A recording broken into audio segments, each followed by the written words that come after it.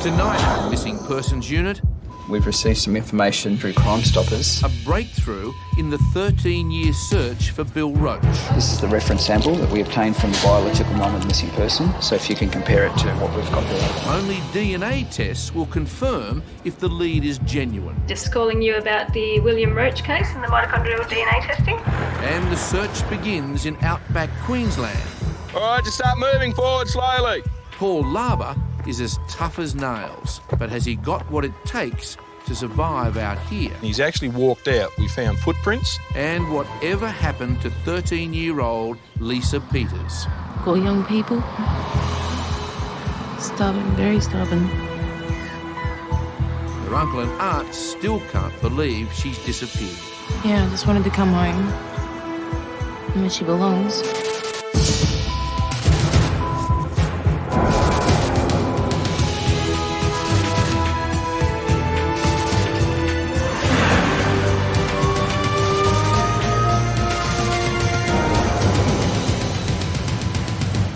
Good morning, everyone. It is a busy day today. If today's muster's any indication, it's going to be flat out this week for officers of the Missing Persons Unit. Leah, you have a 13-year-old female reported to Lismore Police. Constable Leah Wilson gets the case of missing schoolgirl Lisa Peters. Her mum moved to Darwin, but Lisa didn't want to leave her mates in Lismore, so she moved in with her aunt and uncle. A day later, the 13-year-old vanished. No one has seen her since, and her aunt and uncle are really worried about her. Thank you. And for Sergeant Mark Samways, there's finally a breakthrough in his long-term search for Bill Roach, missing for 13 years. How'd you go the other day in Melbourne? Since the case of Bill Roach was featured in the first series of the TV show, we've received some information through Crime Stoppers. But before Mark begins his new search, blood samples taken from Bill's farmhouse months ago must first be matched against his mum's DNA. If it indicates that it is Bill Roach's blood, there's a good possibility that he has met with foul play. But if it's not his blood, it'll add weight to the new reports that Bill was spotted alive just days ago. We'll do our best and we won't give up until we resolve it one way or the other. In the case of missing schoolgirl Lisa Peters, I have been liaising with Lismore Police and I just Constable Leah Wilson is calling Lisa's uncle Andrew. Saw his runaway niece outside a house in Lismore only 3 days ago. And how did she seem to you when you spoke to her? She was pretty quiet, but she was talking to us. Because she didn't want to move to Darwin with her family, Lisa's parents agreed she could stay with her uncle. But after just 1 day, she took off. Is there anything that may have happened? Were her relations with her family quite good, or...? Yeah, everything's good. I think the main thing is she likes taking off and hanging with her little friend and just getting into trouble, stealing stuff, taking drugs and everything like that. Okay. That's the main reason why she keeps running off. Lisa's only 13, runaway and already mixing in the drug scene. Bye-bye. I'm going to go and see Lisa's auntie tonight, get some more details and take it from there. It's going to be a matter of knocking on some doors and trying to locate who her friends are. On the other side of the office, Mark Samways is busy investigating a fresh lead in the case of missing Armidale man Bill Roach. Just when you think you're going down one path, there's a twist and a turn. And to be honest, at the moment, I really don't have a feeling of what's happened to Bill Roach. In the last series, we covered the case of Bill Roach, who disappeared from country New South Wales in 1993. It's 11, 12 years now, and it's just never gets any easier, let me tell you. One last search of Bill's farm by police revealed bloodstains in his house. This was their best chance to work out what happened to him until Mark Samways received more bad news. We realised that Billy Roach is actually an adopted son of Yvonne. So before he could test the blood found at Bill's farm, Mark first had to find Bill's biological mum. Hello, Margaret. Sergeant Mark Samways from the Police Missing Persons Unit. How are you? Margaret Wicks, Bill's birth mum, had no idea why she'd been called to police headquarters. You had a child in 1968? Yes, Gave birth to a male child? Yes. That young man was reported missing. as a missing person. No, you're right. I have as much time as you need, okay? Margaret agreed to provide a DNA sample, but she also asked to meet Bill's adoptive mum. Yvonne, thank you. We'll do the rest of this together between the two families. Okay. We'll follow it through. Definitely. Now police will use DNA to bring an end to 13 years of searching and perhaps closure for Bill's two mums. I'm taking those down to Melbourne, to the Victorian Institute of Forensic Medicine, where they'll test those samples and hopefully see if it's Bill's blood contained on those samples. Thank you. Back in the case of missing schoolgirl Lisa Peters, Leah has arrived in Lismore in northern New South Wales to continue her investigation. I'm very worried about Lisa. She is only 13 and right now I don't know where she spends her time at night. I believe she has no source of income. I don't know where she's taking shelter. I don't know what she's eating. I don't know if she has any money. And I'm quite concerned about the people that she might be associating with, given her age. Before she ran off, Lisa was living with her uncle Andrew and his partner Alison. It was just the friend she didn't want to leave. Yeah. She just kept on taking off and wanting to be with her friends up in Laba and her boyfriend. Now, you've spoken with her mum? Yeah. Yeah. She rings every night worrying about her. And how's she feeling at the moment? She's very worried. She doesn't know what to do because the kid's that stubborn. She just won't stay anywhere. Is the idea or the hope that if we locate Lisa, that she then go to Darwin and be with her mum and her dad? If that's possible, yeah. Is that They haven't got a house of their own at the moment. They're trying to get a house. Yeah, they've only just moved up there and they're trying to get their own place in that first. It's a worrying time, especially for Alison, who knows what it's like to live on the streets. I took off when I was 16 and didn't go back home and stuff. So, sort of know where she's kind of at. Yeah, kind of. So, didn't have anyone, like... Right, sweetie. Don't get upset. Didn't have many people to help me, sort of thing. So, I was kind of just wanting to help her a bit and give her a bit of guidance and stuff. Trying to do the right thing by her, sweetie. Yeah. She just doesn't want our help. Doesn't want anyone's help by the seams of it. Just stubborn. Yeah. Like all young people. Stubborn, very stubborn.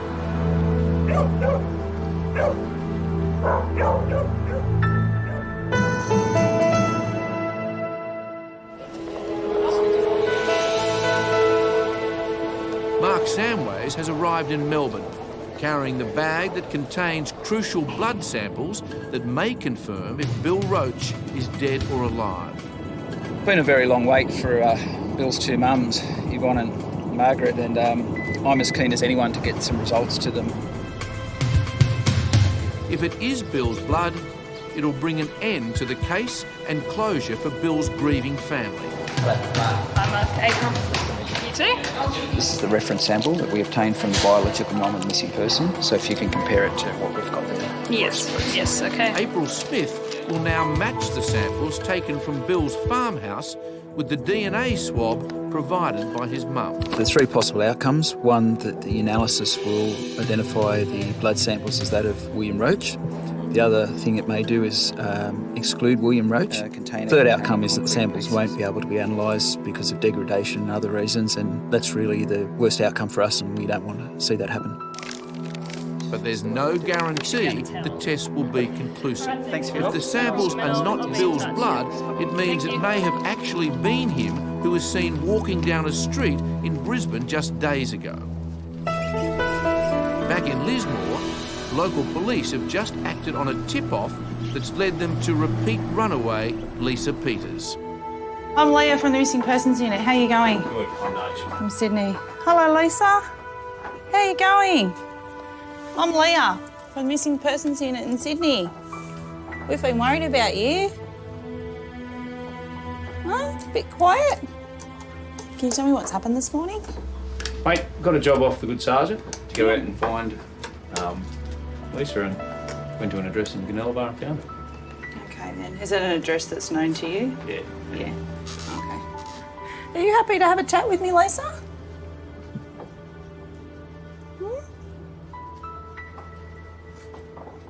Don't be scared, sweetheart. You're not in any trouble, okay? You're not in any trouble at all. Do you want to tell me what's been going on? No? What's upset you, sweetheart?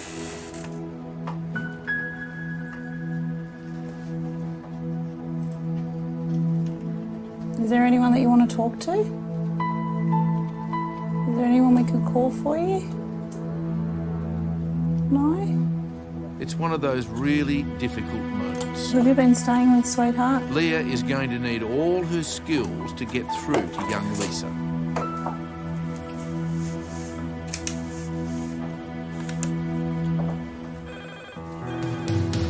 Back at the missing persons unit, while he waits for the report on the blood tests, Mark receives news of another sighting of Bill Roach from Armidale detective Greg Laney. Hello, Greg. I'm well, mate. Yourself?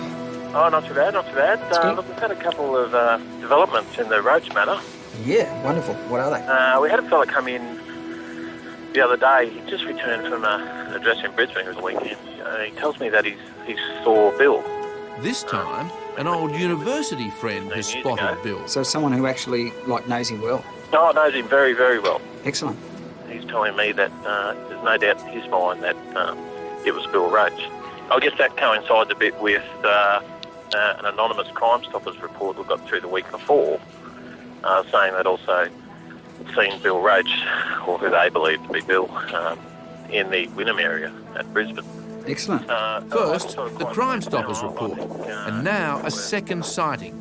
2 sightings in 2 Brisbane neighbourhoods. I certainly intend to go out there and have a bit of a look around. Do you want a hand from our unit? Absolutely. All right. Yeah. This lead in Brisbane is going to be checked out to the best of our ability because we really have to confirm whether Bill is perhaps living in Brisbane or not. Back in Lismore, 13-year-old Lisa finally tells Leah she ran away to be with her boyfriend Donald. If my mum said that it's okay if I stay with Donald's mum, would I be allowed? But you need to tell me why you want to stay at Donald's mum's. Why is that place so special? Donald's mum said if I stay there that I can go to school. Yeah. And they're going to move to Newcastle so I can get away from all the stuff down there. Have you talked about this with your mum or your auntie or your uncle? No? You don't want to be in Lismore anymore because you're fighting with all your old friends, is that right? All the kids I went to the school, they don't like me anymore. When you say they don't like you, what do they do? They write stuff about me. Where do they write stuff about you? Up at Coles and another one, and over at the soccer club. On the walls and graffiti and things? Yeah. Okay.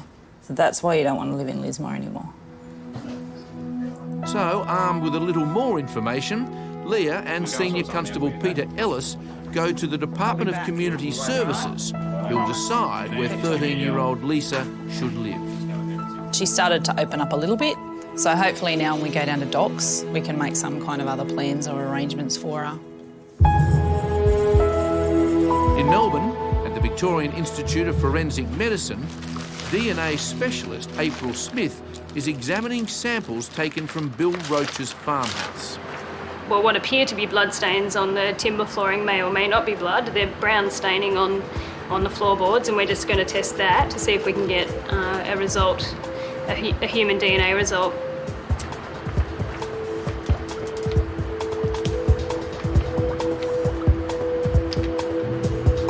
And just a short time later, April gets a result that's not what anyone expects. I'm sure Mark Samways isn't going to be too happy, but I'll give him a call and let him know the result.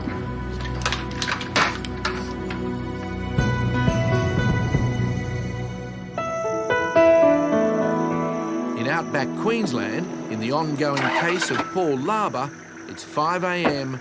and very hot. The temperature already in the 30s. Jim Ryan and Tony McDowell are about to lead a team into the desert to search an area where Paul's tracks were last seen. Last week, Detective Sergeant Jim Ryan from Queensland's Missing Persons Unit flew 1,500 kilometres into the outback to start a new search for 76-year-old Opal miner Paul Laba.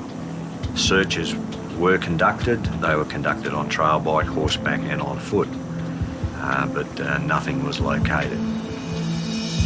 A year ago, Case Officer Sergeant Tony McDowell from Winton Police found Paul's ute broken down here on this bush track. 14 kilometres away, Tony found the ute's radiator hanging in a tree. Where the radiator was found was off in this direction, probably about 14, 15 k's. It's now just after sunrise, and the SES volunteers are moving into the desert to look for Paul Laba. In a few weeks, it'll be too hot to work out here. So this really is the last throw of the dice, their final chance to find out what happened to the missing opal miner.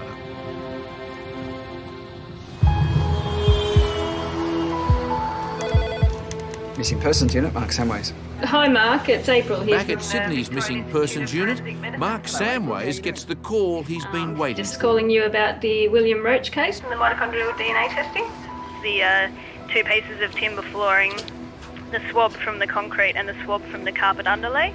If the test reveals it's Bill's blood, then it will confirm police suspicion that Bill has been murdered. Well, unfortunately, we were not able to get a result from any of the items. So there's nothing there to indicate that it could be our man's blood? Unfortunately, there's not, no. Takes us back to square one in relation to the possible homicide inquiry, but in some regards it's good because there's still hope that Bill may be walking around somewhere. And that hope lies here in Brisbane's Fortitude Valley, where it was reported Bill was last seen. With dozens of surveillance cameras in the area, if Bill was here, he's sure to have been recorded. Meanwhile, back in Lismore... We've left Lisa at the police station and we're going to try and sort out some kind of plan or resolution because hopefully we don't want Lisa to continue running away. With Lisa's mum in Darwin, and because she says she doesn't want to live in Lismore, her future will be decided by the Department of Community Services. Lisa's expressed the desire to get away from Lismore, which is a good step. She states she wants to go to school. Yeah, I keep saying it's not good down here for her. Yeah, no, that's all right. I'll fly to Sydney with her, all right, and then she'll fly to Bathurst from there. So for police, their next step is to clear the move with Lisa's nana, Mari, who everyone hopes will get the teenager back on track. Okay. At this point, we just want to get her somewhere where she's happy and she's safe, and then they can revisit the idea at a later stage if they're moving to Darwin when her parents have found a house. You hear me over there? Far end?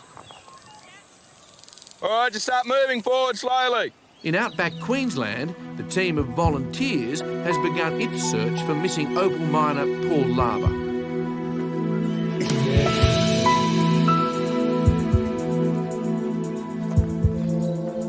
The volunteers picked their way through the gullies near where police found Paul's radiator from his broken down car. We're looking for anything that doesn't fit into the natural habitat surroundings. The temperature is now nudging 48 and only getting hotter.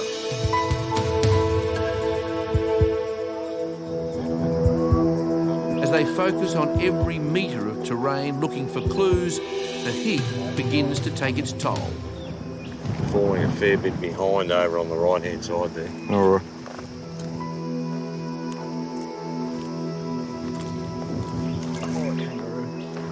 Finally, after 4 hours and 10 kilometres of hard slog, the volunteers have covered the entire search area.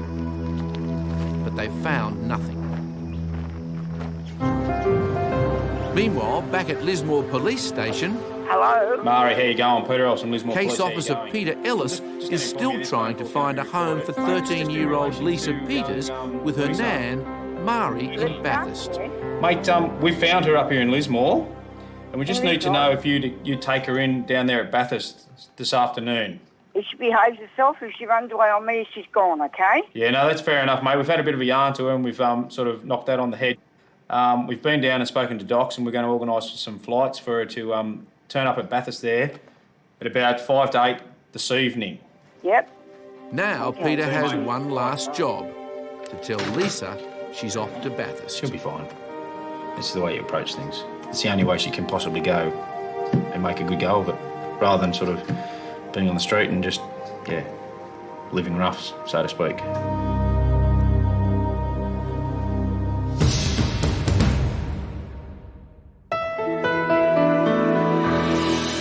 In the Queensland outback, the mystery of Paul Laba's disappearance just took another twist. Yeah, out near Paul Laba's camp. Just when they thought the search was over, the desert reveals another secret. Where exactly did you find these, Shane? Yeah, no, that'll be fine. Bring them A in. road crew has found a case for a pair of glasses right where Paul went missing. Yeah, that'd be great. Thanks, Shane. I'm going to go out and have a look at the scene, have a look at the glasses case where he found them. It's in an area about half a k from the entrance to Paul Laba's camp. It's in an area that we haven't previously searched, so I'll go see what he has found and see whether it's worthwhile us doing a further search of that area. In Lismore, it's time to tell Lisa Peters that she's going to be living with her nan, Mari. Mate, as you know, we've been down to the doc's office, spoken to docs. Mate, we've organised for you to go down to your grandmother's place down in Bathurst. Then you can get back into school and stuff like that down there, OK? Now, what happens is you're going to go fly down to Sydney, probably about 3 o'clock with the good constable here, and then you'll wait with her until you get a connecting flight down to Bathurst where Mari and the rest of the family's going to meet you down there. OK? I don't want to leave yet. Sorry, doll? I don't want to leave yet. Lisa, unfortunately you can't keep running away and we're really worried about you. You said you haven't been eating properly. All right, you don't have any of your things and you're 13, doll. You said you wanted to go to school. You said you didn't want to be in Lismore anymore because it was too hard for you. And we're trying to give you all those things. Staying here, you're not going to get that. And we want to get you back in school where there's people that don't pick on you. Leah's been in this situation so many times before, remaining sympathetic while explaining a tough decision that's in Lisa's best interests is never easy. I've just told Lisa that she's going to be going to Bathurst to the grandparents. Now she's changed her mind from this morning, stating that she wanted to leave Lismore and stating that she wants to stay here. However, we can't allow Lisa to live with her friends. She's obviously going to continue to run away from Andrew and Alison. She may only be 13, but if Lisa doesn't want to stay in Bathurst, she'll only run off again. So Leah still has a lot of work to do. But will Lisa listen?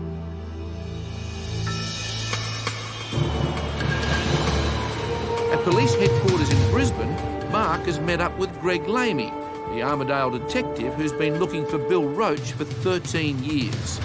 They're here to meet with Jim Ryan. He's just returned from looking for Paul Laba in outback Queensland to help Mark and Greg with their search for Bill.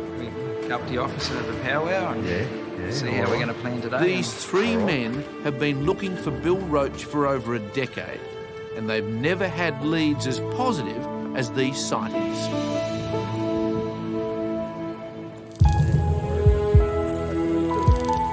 In outback Queensland, Tony and the team have now reached the spot where Paul Laba's spectacle case was found. It's got Paul's name engraved in the back here. It's definitely his glasses case. All these creek lines here flow down to where the glasses case were found, so we'll just see if there's any other evidence that may be laying around half buried. But it won't be easy, because this is channel country and rains may have washed away any clues. All right, well, we've covered that whole area, which flows down to this gully here, which pretty much covers everything that we can do for that side of things. Didn't find anything, but at least we've eliminated this area as a part of our inquiries. After yet another search, Tony and his team are tired and frustrated and still no closer to working out what happened. In my report to the coroner, I'll be recommending my belief that Paul has passed away out here somewhere. But he's a fairly tough old bugger. He's lived out here for a long time, so you just really don't know. He could be out there somewhere.